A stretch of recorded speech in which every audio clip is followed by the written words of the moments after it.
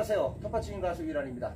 제가 파프리카 모종 한 6개 정도 심었는데요.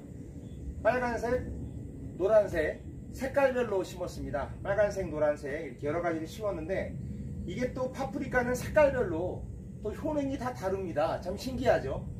그래서 파프리카를 키우는 방법이 뭔지 제가 하고 있는 노하우를 좀 알려드리려고 하는데요. 방법을 알려드리기 전에 이 파프리카 효능을 알면 놀라십니다. 와, 파프리카 이거 대박이에요. 이 노란 파프리카에는 파라진이라는 성분이 있는데요.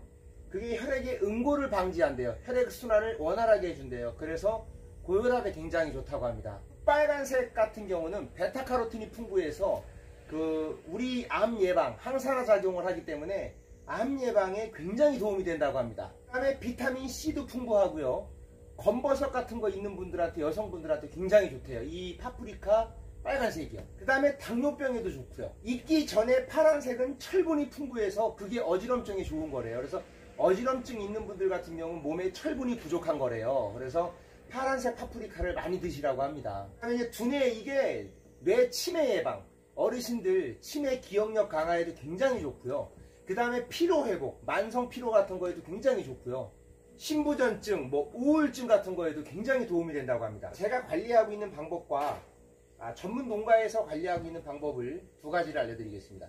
네, 첫째도 통풍, 둘째도 통풍입니다. 이게 장마 기간이 돼보면 작물들이 이게 통풍이 얼마나 중요한지를 알게 되는데요.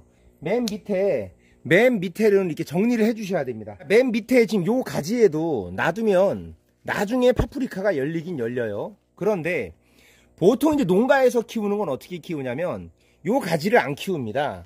고추처럼 이제 위로 올라가면 여기 첫 번째 이제 일화방 있죠. 일화방.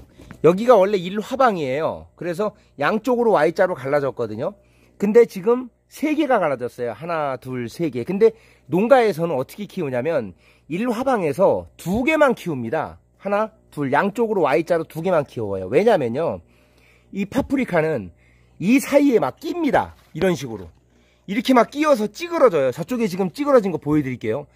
이렇게 하게 되면 이제 농가에서는 상품성이 잘 안 나오기 때문에 일화방에서 밑에 이 가지들은 다 제거해 버립니다. 농가에서는 모조리 제거해서 이 공간을 확보해 갖고 넓게 키웁니다. 그래서 이런 식으로 낑기는 일이 없게 만드는 거죠. 낑기면 여기서 찌그러들고 썩어 죽기도 해요.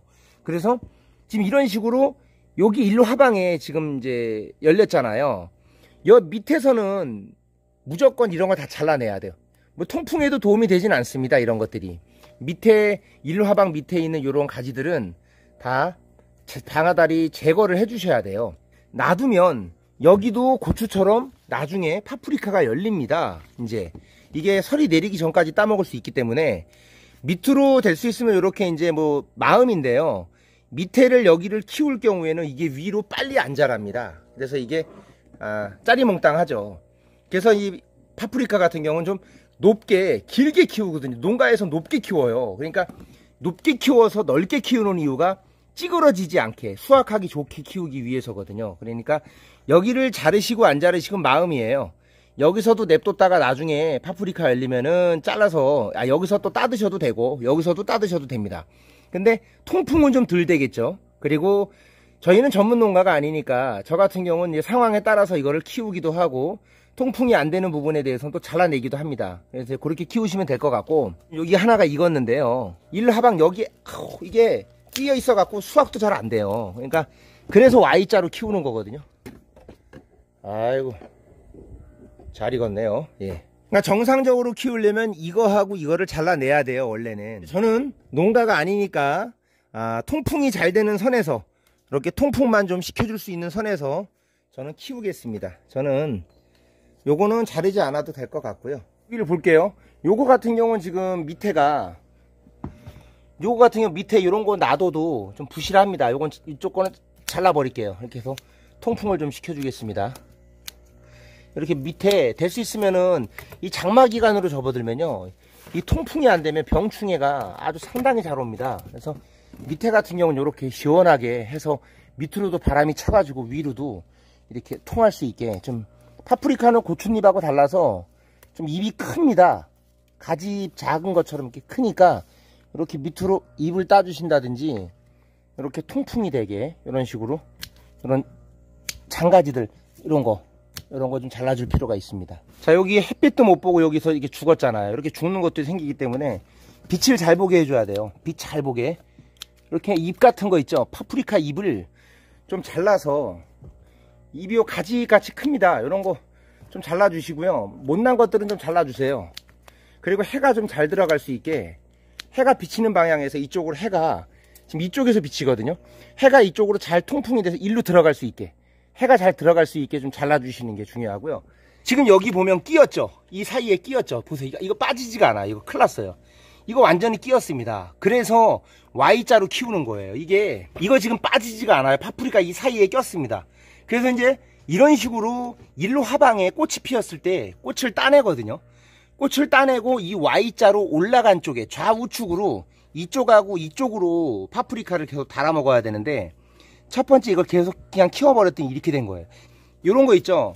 이렇게 밑으로, 밑에 방아다리에서 이렇게 순이 나와서 고추처럼 이것도 이렇게 여기 나중에 다 열립니다. 파프리카가. 그런데 이렇게 키울 경우에는 밑에 여기 잎을 다 따주라는 거예요. 바람 통하고 햇빛이 이쪽에서 들 수 있게. 이렇게 잎만 좀, 햇빛이 드는 쪽에서 잎만 좀 이렇게 잘라줘도요, 이게 가지처럼 잎이 커가지고요, 이런 식으로 잎만 잘라줘도 햇볕이 통합니다. 이렇게요. 예.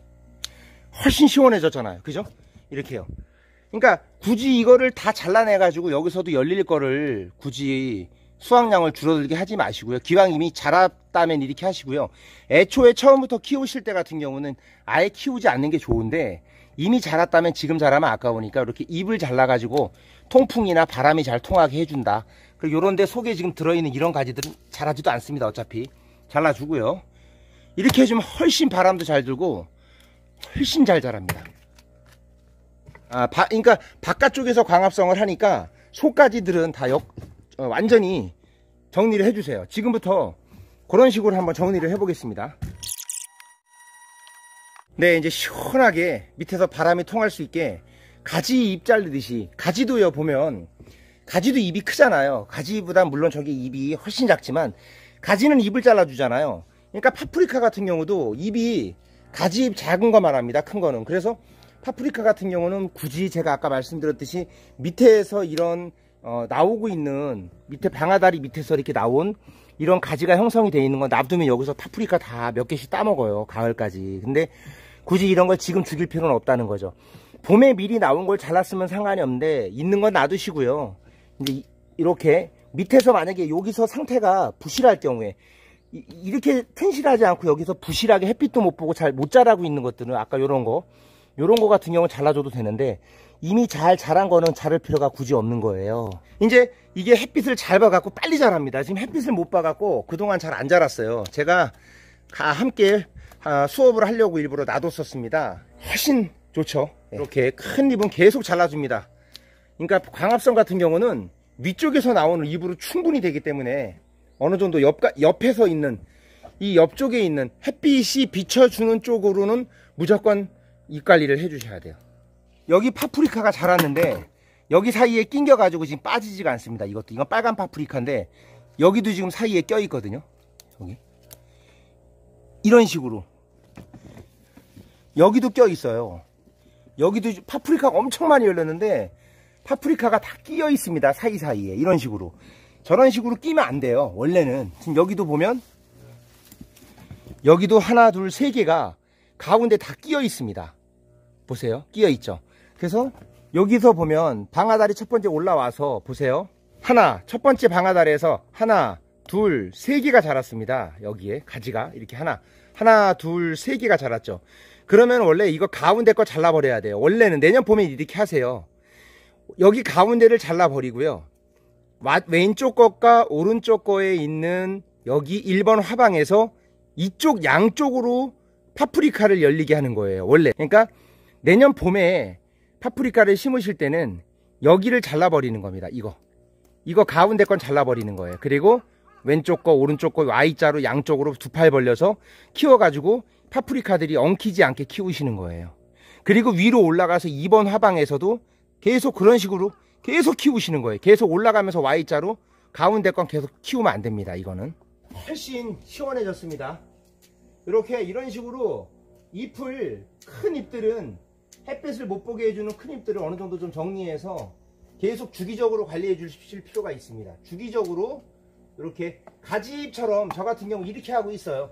뭐 전문 농가에서는 저처럼 안 해요. 전문 농가에서는 Y자로 키워가지고 그냥 계속 위로 양쪽으로 매달아 갖고 Y자 양쪽에서 열리는 것만 갖고 하는데, 저 같은 경우는 그렇게 안 하고 이렇게 해서 하는데 너무 좋습니다.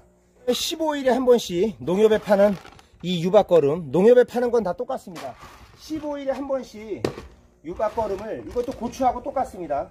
저는 비료를 안 하니까요. 비료 하시는 분들은 뭐 복합이나 요소 하시면 되고, 이렇게 유박거름을 15일에 한 번씩 위에다가 이렇게 골고루 좀 뿌려주면 됩니다. 도움이 되셨다면 구독과 좋아요 부탁드리겠습니다. 감사합니다.